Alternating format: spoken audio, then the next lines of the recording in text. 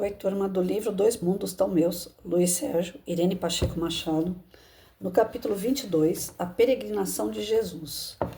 Na parte 3.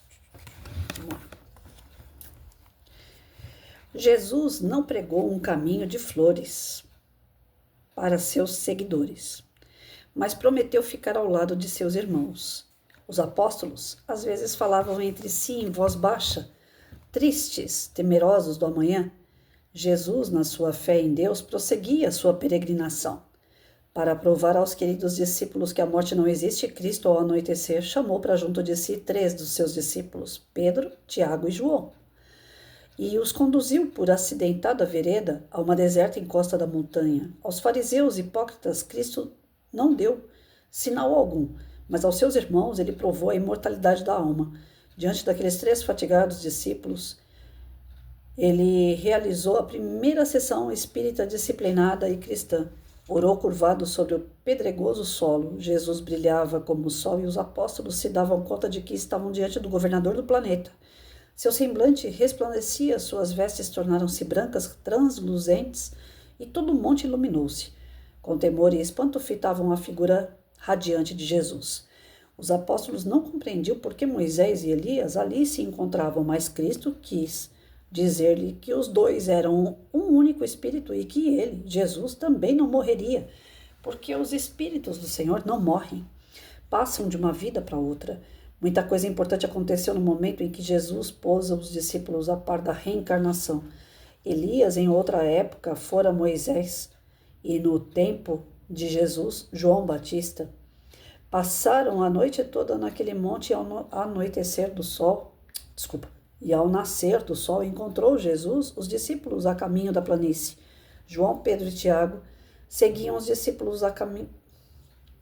Eu repeti, gente, desculpa. Vamos voltar aqui para poder entender melhor, né? Muita coisa importante aconteceu no momento em que Jesus pôs os discípulos a par da reencarnação. Elias, em outra época, fora Moisés, e no tempo de Jesus, João Batista. Passaram a noite toda naquele monte, e ao nascer do sol encontrou Jesus e os discípulos a caminho da planície. João, Pedro e Tiago seguiam, pensativos. Quando desceram, um grupo os aguardavam ao pé do monte, juntamente com outros discípulos que não foram convidados. Ali mesmo Jesus falou para os discípulos sobre a morte e a reencarnação.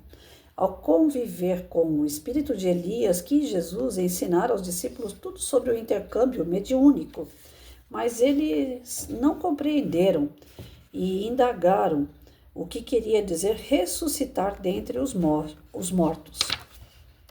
Nesse trecho, percebemos que Jesus tanto falou da reencarnação que os apóstolos perguntaram por Elias, ao que ele respondeu: em verdade, Elias tem que vir e restabelecer todas as coisas.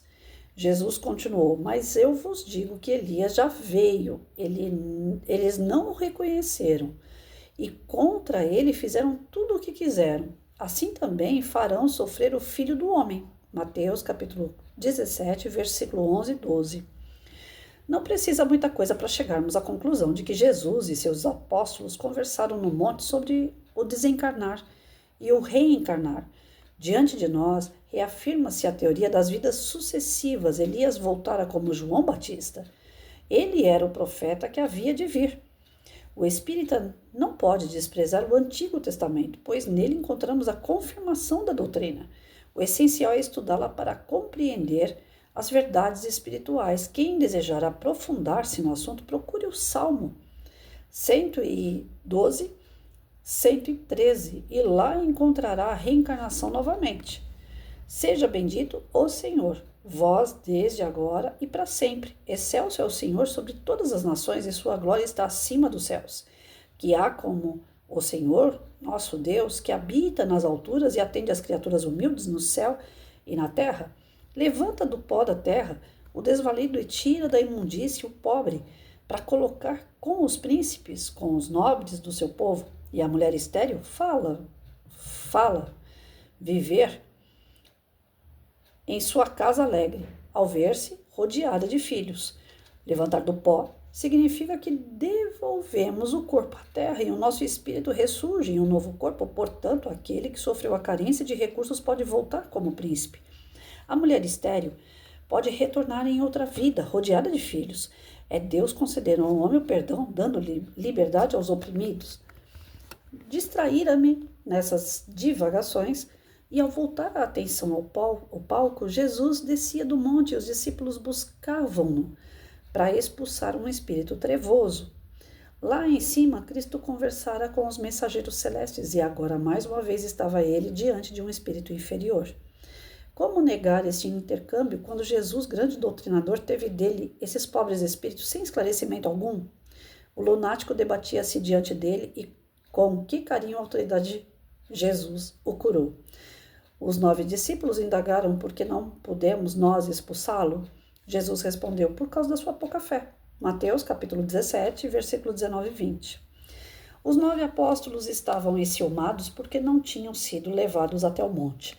Depois deste episódio, Jesus procurou elucidar aos apóstolos sobre o ciúme.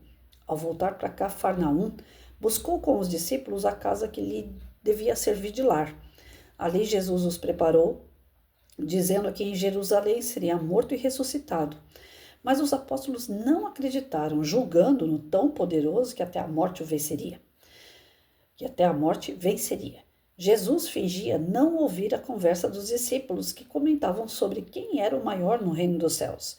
Se alguém quiser ser o primeiro, será o derradeiro de todos os servos, de todos, e será servo de todos. Eu vou falar de novo. Se alguém quiser ser o primeiro, será o derradeiro de todos e o servo de todos. Gente, às vezes eu confundo aqui, desculpa, tá? Terminar a aula, quanta coisa Cristo nos ensinou. E nós ainda não aprendemos, principalmente a sermos humildes. O espírita tem de lutar para tirar a mancha do orgulho de seu perispírito e ver-se livre da vaidade. Quem já descobriu a porta estreita de Jesus não pode permanecer orgulhoso. Cristo nos elucida em seu evangelho acerca da conquista da humildade e a doutrina espírita nos esclarece porque temos de nos tornar humildes. Porque é da terra, na terra fica, e um ser humilde já se despojou de tudo que atrapalha a sua passagem pela porta estreita. Por que está tão pensativo, Luiz? Estou tentando elevar meu espírito para conquistar a humildade, veste divina que nos faz voar. Tem razão, Luiz. O homem sofre porque ainda está muito apegado à matéria. E não adianta, Olegário. O homem apenas dizer-se espírita, católico ou crente. Se ele não buscar o Cristo e lhe seguir os passos, jamais se despojará do orgulho. Luiz, desde que o homem surgiu na terra, os mensageiros de Deus o ensinam o caminho da perfeição, mas mesmo assim o orgulho continua a ser a perdição da humanidade. Tem razão, irmão. Fico abismado quando me defronto com espíritas teóricos. Acham lindos os ensinamentos, mas nada fazem para melhorar-se. Cultivam a vaidade desejando possuir o dom da profecia e da oratória para serem admirados. Entretanto, sair em busca do sofredor para lhe amenizar as dores, isso não. Alegam falta de tempo. Eles aprenderam, mas infelizmente não colocaram o conhecimento em prática. Ao espírita muito será cobrado, e queira Deus, ninguém venha a se arrepender por ter brincado com o Espírito Santo. Luiz, hoje temos de descer a crosta. Um irmão nosso voltará para a espiritualidade. Essa parte aqui eu vou deixar para amanhã.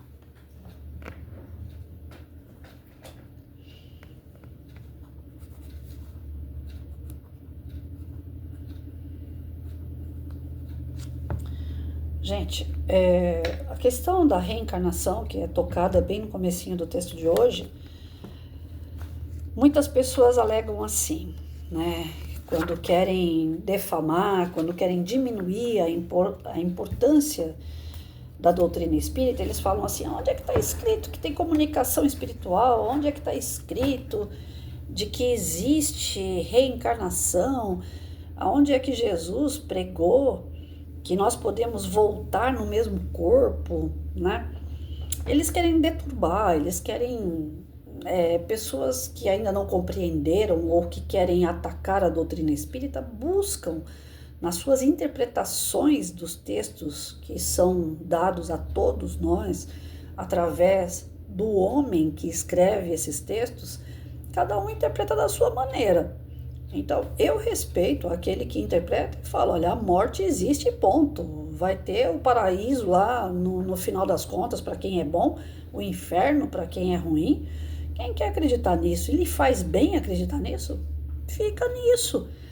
Eu estava dentro da católica até os 16 anos e eu ficava naquela, para que a gente vive? Qual é o sentido da vida? Se a morte é certa, né? Para que eu vou estudar, trabalhar, constituir família? Gente, com 8 anos de idade, meu pai e minha mãe sentavam em cadeiras vazadas, né? Aquelas que só tem os quatro pilares, então ficava aquele espaço embaixo da cadeira. E eu com 7, 8 anos de idade, grandona já, eu me enfiava embaixo daquelas cadeiras e ficava ali encolhida. Meu pai e minha mãe sempre achando que eu estava brincando, né? E na verdade eu tinha medo de perder meu pai e minha mãe. É como se eu ficasse embaixo da cadeira com eles sentados em cima de mim ali e eu tivesse a proteção eterna de pai e mãe. Eu falava assim, eu não quero nem imaginar o dia que meu pai e minha mãe morrer.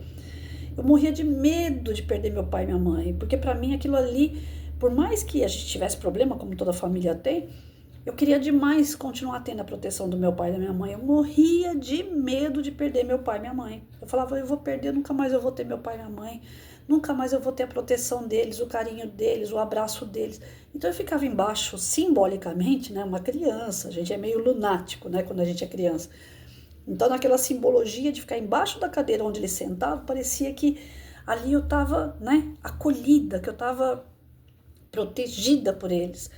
E eu chorava, eles não viam, eles achavam que eu estava brincando embaixo da cadeira, mas eu chorava de medo. Eu falava, eu não quero perder meu pai e minha mãe.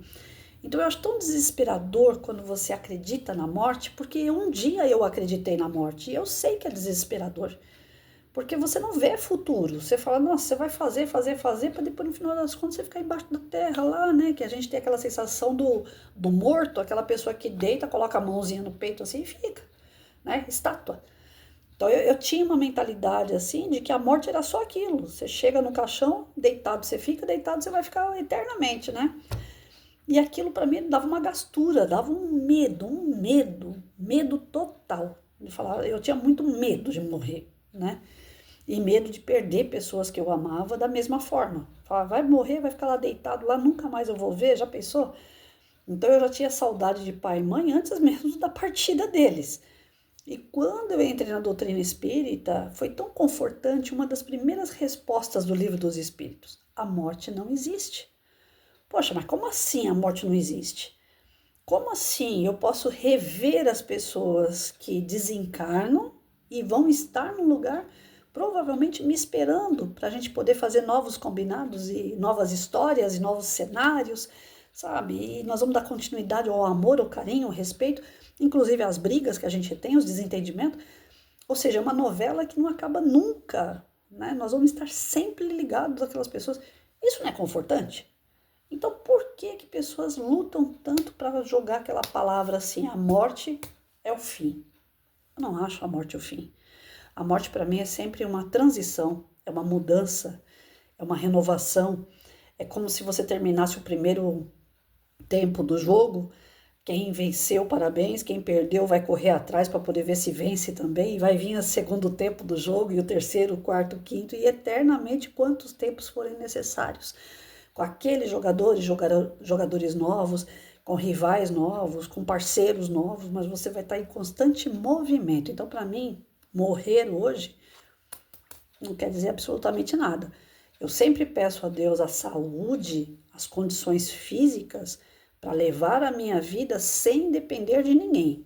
Hoje eu tenho um outro medo e ainda assim é confortante saber que Deus não deixa ninguém sem um cobertor. Todo mundo que tem frio tem o seu cobertorzinho. Mais dia, menos dia, o cobertor aparece.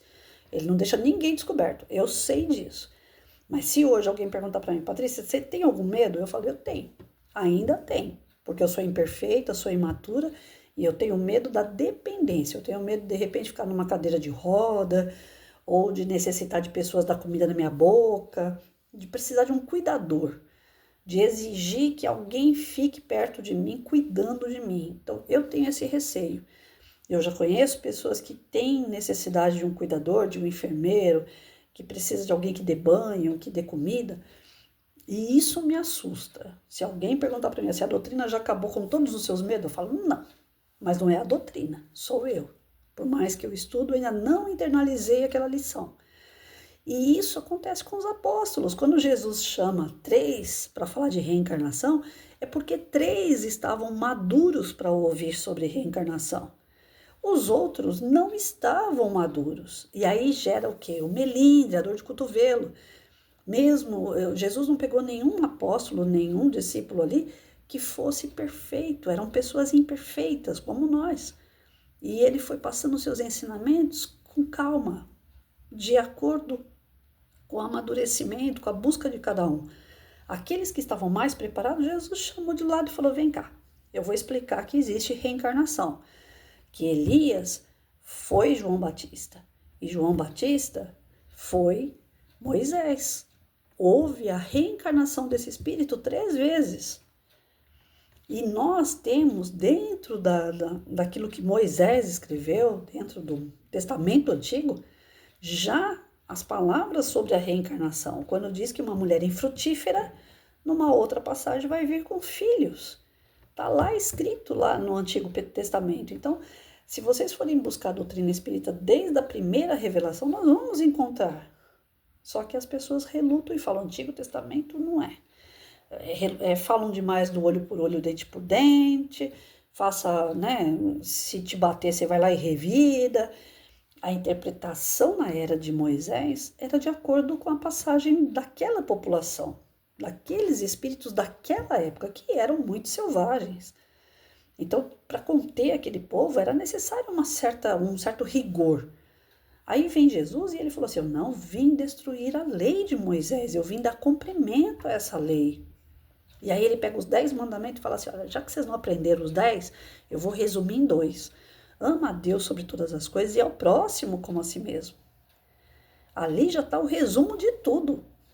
E até hoje, 2025, mesmo passando pela terceira revelação, que é a doutrina espírita, que vem os espíritos superiores e constatam tudo aquilo que Jesus e Moisés já tinham dito, as pessoas até hoje ainda duvidam da reencarnação, do amor ao próximo, das consequências dos nossos atos, do plantar e colher. A gente ainda duvida da existência de Deus, de amar a Deus sobre todas as coisas e principalmente ter empatia, de olhar para o nosso próximo e sentir o que ele sente, fazer a ele o que você gostaria que ele fizesse a você.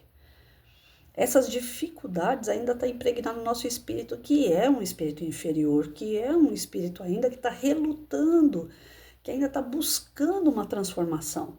E quando a gente não consegue essa transformação pelas palavras, pelo bem, pelo amor, aí vem a dor, vem o sofrimento, vem as passagens que a gente passa apertado, né? Poxa, por que eu sofro tanto? Por que eu estou sempre na luta? Por que eu não conquisto? Por que parece que eu estou estagnado?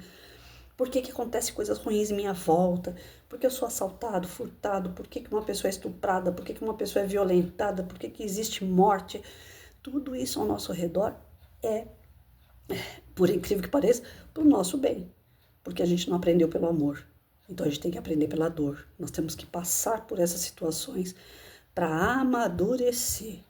Eu estava conversando com uma vizinha agora de manhã, falei para ela assim, antes de você vir para cá, tem uma vizinha que é desequilibrada aqui na vila, na nossa rua.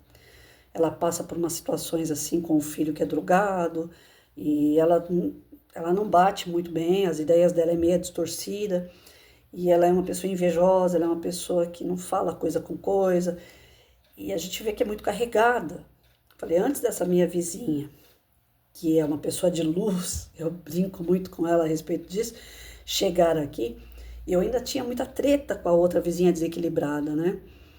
E aí quando essa menina veio e começou a colocar música gospel de manhã, que eu comecei a entrar na vibração boa da minha vizinha, que curte Deus o tempo todo, que fala de Jesus o tempo todo, que trabalha a moral o tempo todo, a minha sintonia com o que é bom fez com que eu compreendesse a sintonia que eu tinha com o que é ruim. Hoje eu olho o que é ruim, a outra vizinha desequilibrada, eu não tenho mais raiva, eu não olho para ela com desdém, não, eu olho com piedade, eu olho do tipo assim, no meu evangelho não falta o nome dela. Hoje eu oro com todo fervor para que ela tenha equilíbrio, para que ela tenha paz, para que o moleque que usa droga, o filho dela, pare com isso, diminua essa ânsia por coisas fúteis que levam ao desequilíbrio da família dela. Então, a gente vai amadurecendo à medida que a gente tem contato com coisas boas e também quando a gente tem contato com coisas ruins. Mas é uma escolha pessoal. Cada um de nós temos uma escolha pessoal. Eu poderia sentir coisas boas e não fazer efeito diante das coisas ruins. E permanecer diante das coisas ruins tendo atitudes ruins. Se eu continuar tendo atitudes ruins, eu não saio disso. Eu estou fazendo exatamente o que o outro está fazendo. E eu fico ali, parado, estagnado, eu não progrido. Quando eu tenho contato com coisas boas, isso vai me alavancando, isso vai me puxando também para um patamar maior. Não é para se dizer, eu sou o máximo, mas do tipo assim, eu estou me libertando do que é ruim. Isso é gratificante, mas cabe a cada um de nós. E os discípulos, os apóstolos de Jesus, eles tinham o tempo deles, cada um, dentro do seu tempo, desenvolveu ou não a moral. Aí os outros não entenderam quando Jesus chamou 3 de lado. Mas era por isso, porque 3 já estavam ali sintonizando ao bem, enquanto os outros ainda tinham muita dúvida, ainda tinha muito instabilidade na sua crença, na sua fé. Jesus dizia a eles o tempo todo, homens de pouca fé, acorda, somos nós temos pouca fé até hoje.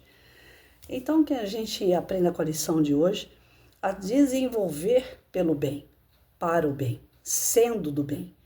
Isso nos conduz à elevação espiritual. Quando a gente se agrega às coisas ruins, no medo, na insegurança, na falta de fé, a gente fica enraizado também naquilo ali. A gente não progride. E já é chegada a hora, né, gente? Já foi Moisés, já veio Jesus, veio a bendita doutrina espírita. Nós estamos esperando o quê? Transição planetária correndo que nem uma doida. A gente olha aqui no relógio, eu acordei às 8 horas da manhã, já deu meio-dia. Eu só fiz 4 leituras. O tempo tá passando muito rápido. Não vamos perder tempo mais não, tá na hora.